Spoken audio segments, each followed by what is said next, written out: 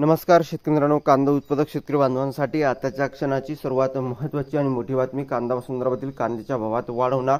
कांद्याच्या भावात वाढ होणार तर कधी आणि किती आणि कशामुळे होणार, काय महत्त्वाचे कारण, सविस्तर थोडक्यात संपूर्ण लाईव्ह अपडेट बातमी आपण या व्हिडिओच्या माध्यमातून जाणून घेण्याचा प्रयत्न करणार.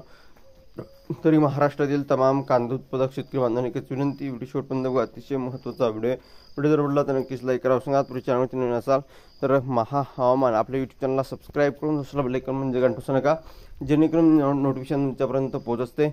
बघू शकता स्क्रीन शक्ती. याच परिस्थितीत आंतरराष्ट्रीय सीमा व व्यापार धोरणामुळे स्थानिक शेती अर्थव्यवस्थेवर थेट परिणाम होत असल्याचं दिसून येत आहे. अमेरिकेतील शेती क्षेत्रातही अशा धोरणामुळे तंत्रज्ञानात्मक बदलाची गरज निर्माण झाली आहे.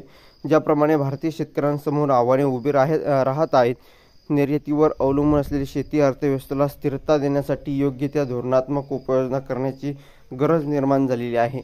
तशी काही परिस्थिती आहे. बांगलादेश सीमा बंदीमुळे येवला परिसरातील कांदा उत्पादन गंभीर परिणाम झाला आहे.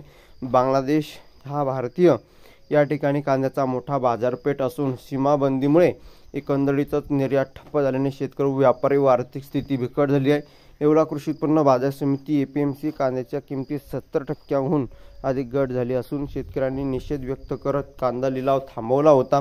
याचा पार्श्वभूमीवर शेतकरी व व्यापाऱ्यांनी केंद्र सरकारकडे निर्यात सुरळीत राहण्यासाठी तातडीने प्रयत्न करण्याची मागणी केली आहे.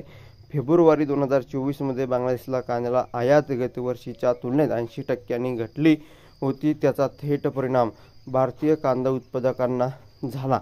सीमाबंदीमुळे 70 ते 80 ट्रक कांदा अडकून पडले असून व्यापाऱ्यांनी नवीन पाठवणुकीवर तात्पुरती बंदी या ठिकाणी घातली आहे. धन्यवाद मित्रांनो. माझा व्हिडिओ माहितीपूर्ण कांदा बाजाराच्या अपडेट्स होतपर्यंत इथे थांबतोय. महाराष्ट्र ज्येष्ठ धन्यवाद.